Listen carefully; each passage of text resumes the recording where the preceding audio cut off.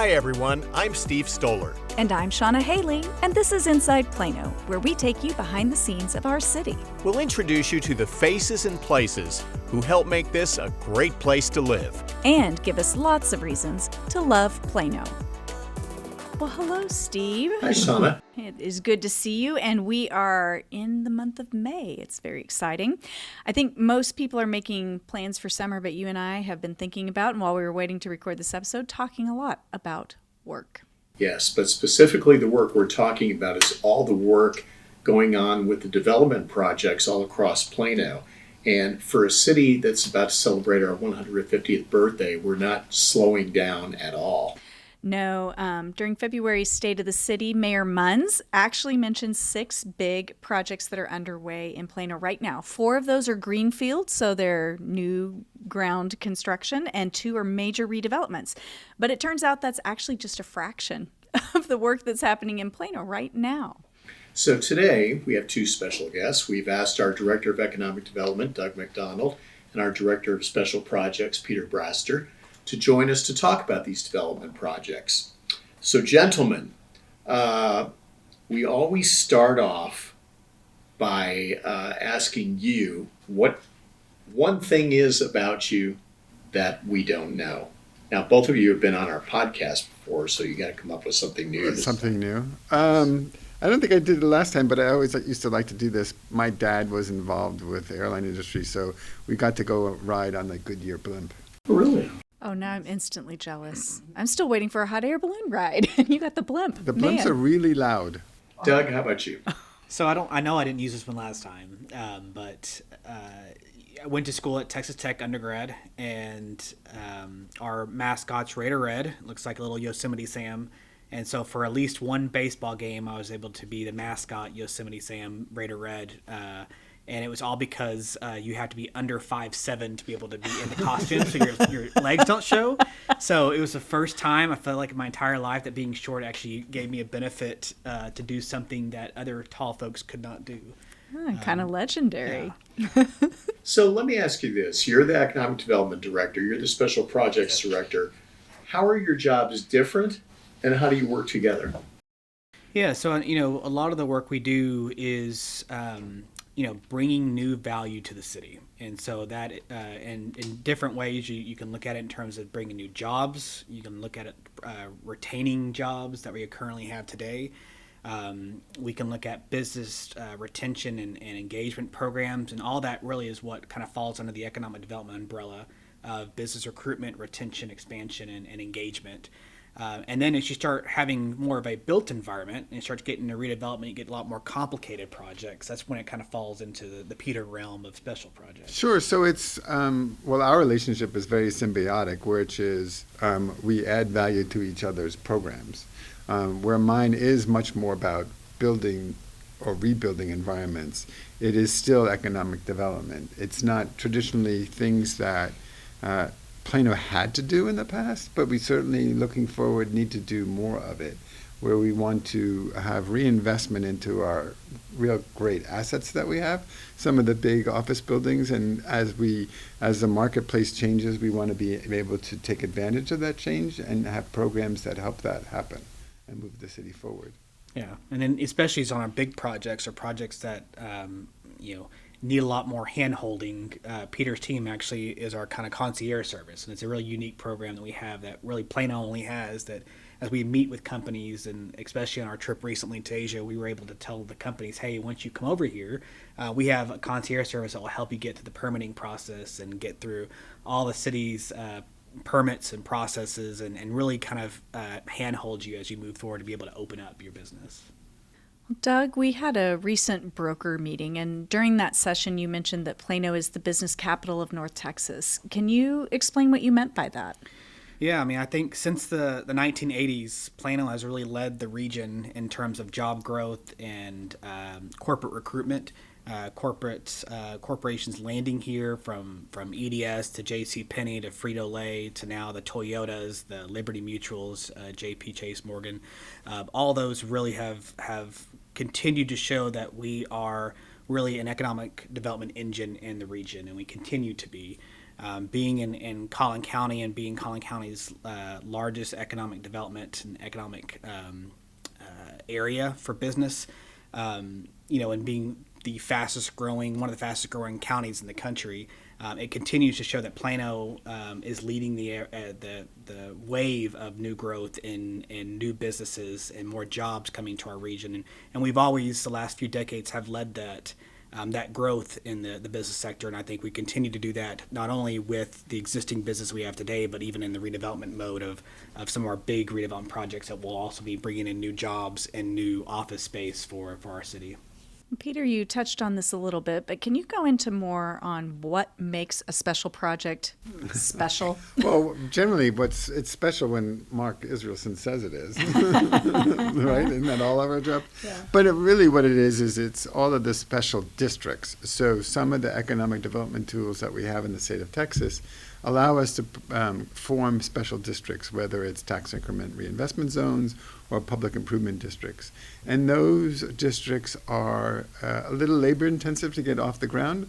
They sort of run themselves more or less as you move forward, but they are tools and we need sort of a specialized staff to do that. So I'm handling several of those as we move forward. Collin Creek Mall, for instance, it's redevelopment, one of the 6, well, actually there's 7 now. Yes. It's been, a month. And so, so that is definitely different layers of special districts. There's 2 public improvement districts and a tax increment reinvestment zone. And so all of them, how they all interact and how the money gets spent is all stuff that we handle here in special projects. Some of the questions we're going to ask you, we hear from our residents. Mm-hmm. One thing they want to know is, why does it seem to take so long for projects to go from the discussion phase of being talked about to actual completion? Sure, I can help. Well, Doug handles the front end of that, but the actual, say, once you get through zoning, and that is a prescribed process by the state, so it takes as long as, I think the shortest it could possibly ever take is 60 days, because that's the notice requirements. But after that, a lot of times it has nothing to do with the city and everything to do with the marketplace. So you have these the person who's building the building has to go out and get bids, and they have to get those contractors to show up. And I think that commercial development is just like homeowners. You're lucky when they show up, and you're lucky that they do the job on time. And so in this day and age, we just don't have enough labor to do that. So it's actually taking longer now than it ever has. Generally, a sort of a denser multifamily project, you would say you could start occupying the space within 10 to 12 months. Not necessarily be completely finished, but now it's taking 18 months. And that has nothing to do with the city at all. It has everything to do with the marketplace, the availabilities of labor and materials. Doug, anything to add? Yeah, no, and I think, some of the projects, especially in our older areas of the city or areas like downtown, where when you start redeveloping, you start discovering all sorts of different things under the ground that were put in there 100 years ago. And so redevelopment's just a different animal in terms of predictability of what you're going to find as you start going through that process of getting the site ready for new development. So I think, I know Peter's had experience here in downtown and seeing things as we're going through redevelopment processes and discovering things you had no idea were even under the ground. But as that occurs, you have to plan for it. Let's talk a little bit more about the marketplace. We keep hearing that there's a new landscape. How has the development and real estate world changed in the last 5 to 10 years, and how is it going to change moving forward for the next 5 to 10 years? Yeah, I think the pandemic really changed everything in terms of the market and what especially from the office standpoint, what is going on in terms of leasing and companies deciding where they're going to move and companies deciding do they have enough space or too much space or not enough space. And I think the hybrid workforce is something that is going to continue to play an impact and play a pretty significant role on leasing and office and that market in particular. But I think what we're seeing right now is probably something we would have seen probably in the next 10 or 15 years, but really expedited during those COVID years of changing the workforce and changing the desirability of where people want to work, and knowing that there's productivity that can still be gained even from working from home.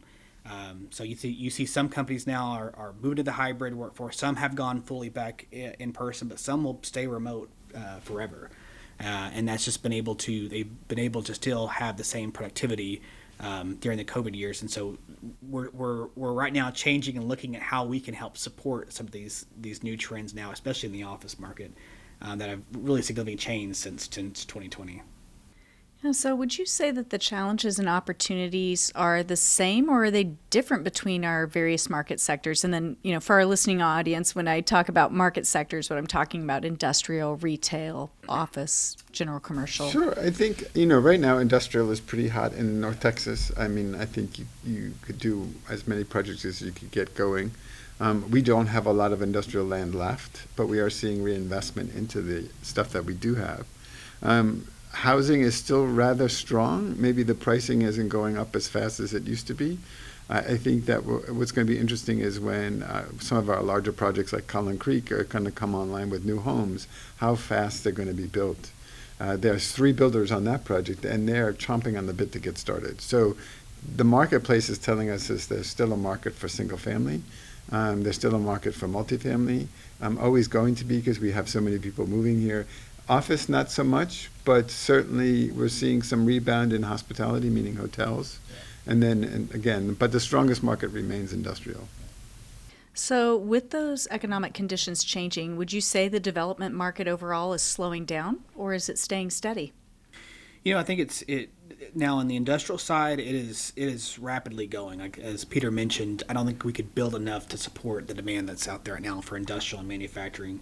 In addition, there's just a lot of federal programs now that are kind of coming down to the local level that are really supporting to bringing manufacturing and production back to the United States. And so that's really lending itself to be a really hot market. And a lot of companies, especially companies outside the United States, are now moving to the United States to really tap into some of those resources now that the federal government has been rolling out. In office, I think it's opportunities. I think the companies now are evaluating what their employees want, and in how they're going to adjust, and that does free up some space for some different companies to come in and help diversify our economic base. So I do think there's some opportunities to it. I think it's just a matter of us being able to be a resource for these companies and help assist them as they needing to downsize or expand as they look in terms of their portfolio themselves. Doug, you touched on this a bit, so I'm going to ask Peter. What is your prediction to look at how the balance between home and office will evolve? I think it really depends on what industry you're in. I think that the collaborative space, there is a lot of collaboration that can be done online, but you still need to meet face-to-face. I think that there are some sectors, I think finance is probably one of them, that they're not comfortable with necessarily people working at home, only for security reasons, because it's just more secure when you have a closed network at the office. And so I think it really depends. And since we're so diverse within our industry marketplace, I think it'll be depending on what we see and who we're talking about. I think there's a desire to get back out and be social. I think when we're doing special events in downtown, we're seeing that with more people showing up.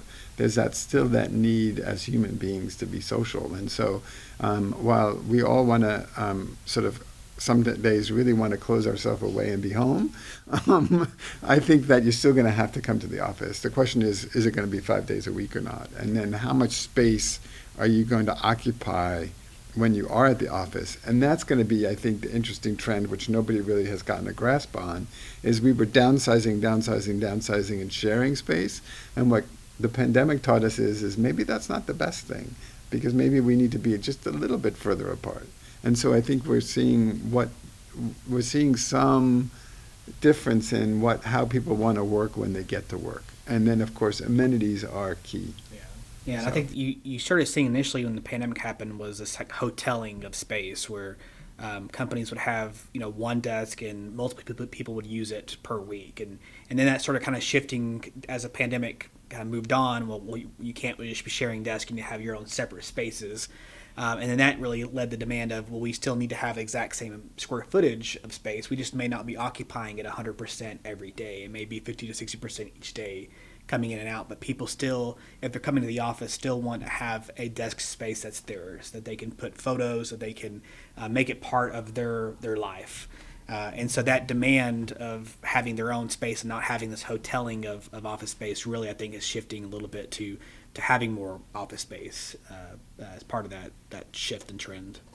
What are the development trends that we should watch? And what do you find the most interesting of those trends? I say talk about the special projects. I think, I think what happens is we're still in search of authentic places. So, this sort of the idea that you can create, take your pick, some Disneyland kind of thing. Not to pick on Disney, I meant it in an adjective way. I think that's gone. I think people are really looking for these authentic experiences that they can feel good about and really find a connection to. And so things like Legacy West, the thing there's your shops at Legacy West, downtown. Legacy West and its creation of a new high street. So that is all brand new, but it feels like a good place to be. So you feel something when you get there. And that's what I mean by authentic. And so that's the big trend that had started years ago, but is really taking root on where the successful places are. So that's what we're really trying to advise our prospective developers is, hey, that sounds great, but how authentic is it going to be? And what we're seeing in the new stuff we're seeing is they're all already reacting to that. I think Plano Market Square Mall is going to be a good one, which is now called the Assembly. That's up at Spring Creek and K. You've seen that is going to be such an authentic place you're going to want to work at and live and actually do a little bit of shopping, maybe some beer tasting. But I think that's and they're going to have events, and so we're form a place where people connect.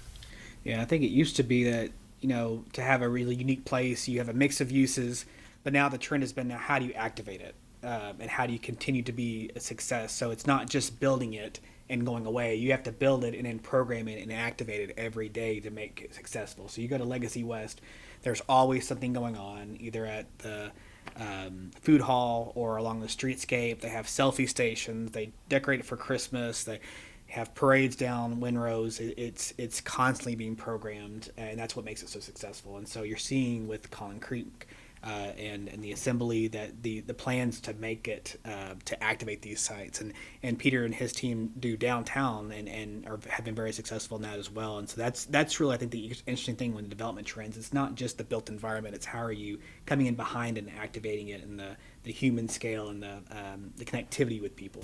And we're seeing that in office too. I think where Doug offices up in Northwest Plano, you see that too, where they're constantly doing something. The landlords are constantly doing something to engage the employees that are in the building. Yeah, food trucks or something. Farmers markets and all kinds of different things. Yeah. That's interesting. I was just thinking that almost is a return to the way life used to be, and 1800s, 1900s, right? Like early years where you came to town to have an experience, right? When we were more of a farming community. So that's interesting. And that's not easy to program. I mean, I think it's easy to say, let's activate. It's a lot harder to do. It's a talent. It certainly is. But that's the thing. That's the funny thing about mixed use, right? So it's like this new thing. No, because downtown Plano is mixed use, and it's now 150 years old. It was living above your shop, and that's exactly what we're doing. Legacy West is an old-fashioned Main Street. Mm-hmm. Mm-hmm. This is a fascinating discussion. I know we could go on and on about that because this all just is interesting to me. But what we're going to do is we're going to go on to the lightning round. And what we've done is we've pulled common questions that we hear from our residents, pick 10 of them just to go through, and we'll just fire them off at you all, and whoever wants to answer can answer. So question number 1, how many projects happened in Plano in 2022? So we had 30 big projects. There are probably a lot of smaller projects that included more like headquarter relocations and significant job adds or value adds into real estate. 30 total. There were 6 expansion projects. So expansion now is becoming a bigger priority for our city. Is promoting companies to stay here and to be able to expand and be successful. And then we had 24 relocation projects, which included several headquarter relocations. Wow. How many jobs then were added in 2022? So just over 4,300 were added in 2022. But that's to a total of 260,000 jobs? Yes. So we have almost as many jobs as we have people. Yeah. So 265-ish is what you're saying in Correct. jobs, and we're at 287 Something like that, yeah. for Who population. decides what incentives are given to businesses? So we, when companies apply for incentives, there's an application, and then when that application is reviewed, we actually have a staff committee made up of our legal team, our finance team, special projects, economic development, city management, and then we review those applications, and then we make a recommendation to our city council, and then city council makes the ultimate decision on decisions regarding incentives and the amounts and what types of incentives that will be presented to that company. Does the city ever reevaluate the incentive programs we have? They do, and we're doing it now. Funny you should say So that. we're in the process. We briefed our city council in March on a number of different things that we could be doing to really modernize our program, and looking at not just a job-based incentive program, but also looking at infrastructure, looking at our buildings, helping support new investment in our existing built environment today. So you'll see a lot of changes probably occurring. We have some surveys out right now to the broker community as well as to our existing businesses. But yes, right now we're in the process of really looking at our program very closely, and then working really closely with special projects on really some retail programs that really support our retail businesses here in the city. Retail center stuff, Yes. yeah. So are we diversified in jobs and market types? I think we are. I think, looking at our last report we did for, we have a software called Jobs EQ, which you can look at the types of jobs and industries we have, professional services, finance and insurance, healthcare, foods and services. We are a very diverse community in terms of our industries and our companies, which really helps us to be resilient in times of economic downfall or COVID or recessions. We have a really resilient economic base moving forward. And I think you can, same thing with tax base, right? So you have, what are we, about 50-50, 50 commercial, 50 residential, and that's a really great spot to be in, because you really have a balanced burden on everybody that way. Well, we kind of spoiled this question a little bit with our discussion about population and job numbers, but do we find that most of the jobs in Plano are held by Plano residents? I don't think it's necessarily the case. I think, as Peter mentioned, population 290,000, we have 260,000 jobs. Our population includes several of our residents who are not old enough to have jobs. But because we are a regional employment center, we actually have more people commuting to our city for jobs than leaving. And so that is something that's very unique to Plano compared to our neighboring cities, is that we are more people come into Plano for jobs than leave. What are the biggest challenges in real estate right now?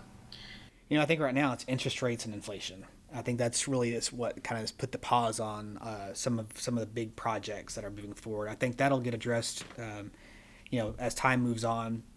I think right now with both my world and Peter's world is how do we help reposition some of these properties that have been around for 20, 30, 40 years to be more competitive with what we're seeing being built around the Metroplex. As we kind of mentioned, these experiences and these mixed-use spaces and activation. And so there's pieces of that I really think that both special projects and economic development could help with the development community to help really better position our properties to be attractive for that new corporate recruitment. Right, and so we're in a very competitive marketplace. We have a lot of neighbors with a lot of money who sort of like to spend it, and so but what we can provide is better service, and that's what we do, and that's how we ultimately are the most competitive, is the service that we provide as a city and staff. When companies are considering coming to Plano, what's more important to them? Rent, employee experience, location, age of building? I'd say probably in the past it has been rent, but rent is not the driver right now. It is employee experiences, it's the amenities that are surrounding the property they're looking at. So we're seeing right now companies willing to pay higher rents to have a more walkable, mixed-use environment for their employees. We've spent the last few years of COVID and employees being at home. Now you have to try to convince the employees to get up in the morning, get dressed, get the shower, put their kids to school, take the dogs out, get into traffic, drive home. So all of these factors now are factoring into an employee thinking, do I want to go to work or do I want to stay home and find a job that allows me to do work from home? So companies now are saying, well, in order for us to recruit these individuals to come back to the office, we have to really make it a great place for them to want to come to be desired to come to every day. And so that is really these mixed-use amenity centers you're seeing now pop up all around the region. And so in our case here is we have a lot of our infrastructure and buildings that were built a few decades ago. And so we're seeing now a lot of interest in infill and new products being introduced to help really try to amenitize the offices to be more attractive for those companies now looking to bring back their employees into the office. What projects are on the horizon for the city? Haggard Farm West, that's the stuff on the east side of Parkwood at Spring Creek. I think that's coming up. There's a mixed use of office, a little bit of multifamily, retail, and a hotel, actually. And then diagonal across that, there's another one probably coming. Willow Bend is kind of exciting for me. I mean, it's reimagination of what they want to do. They filed for a planning case. It's been in the news lately. And that's exciting because I think we've all figured out what not to do with a mall. And so, and that is indicative of our whole way of thinking nowadays with economic development is when do we step in? And it's certainly before it goes to the path too far. And so we'll see how that works out with Willow Bend, but I'm excited for that project. What else? The former EDS campus, there's yeah. been some news out on that campus as well, and I know they have a zoning application going through the process right now. But that property has historically kind of been the heart of Legacy. I mean, it's what Legacy's been known for, and so to see the activity to reactivate that campus and then actually bring new uses to make it a viable, successful project. That's one I think both Peter and I are really excited about because it has so much potential being right in the heart of the Legacy Business District. Sure, there's an empty building that, one of the first, actually the first in Legacy, right? So you're talking about a number of decades old, hasn't been occupied since 2018. What do you do with it? It's turned out it's very expensive to alter into newer office space. But what is good at what they figured out, which I think is a total winner for both Plano and even the country, if you imagine that, is pharmaceutical research and some manufacturer. They're calling it therapeutic manufacturing, but it's really about manufacturing pharmaceuticals. So they'll be doing that on site as well as the research in the office, and that's really exciting. Yeah, I think you see a lot of interest right now in pharmaceutical manufacturing because of the result of the pandemic and trying to bring that back to the United States and produce it and manufacture it here. And so, and quickly, yeah. So having Plano kind of be the heart of some activity in the future and the Riata, just recently announced their drug approval moving into a new tower in Legacy West. It really kind of positions us to start looking at a whole different market and a whole different industry introducing into the Legacy area. And then to answer the question why Plano for that is, one, there's a great building for it. But number two is the two big research centers for that is Boston and San Diego. And, well, we're right in the middle. Yeah, Third Coast. Yeah. Yeah. Interesting. Well, with those projects underway, is there even any developable land left in Plano? That's what's behind this, actually. This is a map. The green represents a developable green space. From 2019, I haven't posted the updated one, but that's on Doug's website. But yeah, what we're talking about here, that's the Haggard Farm West. It's just this portion in here.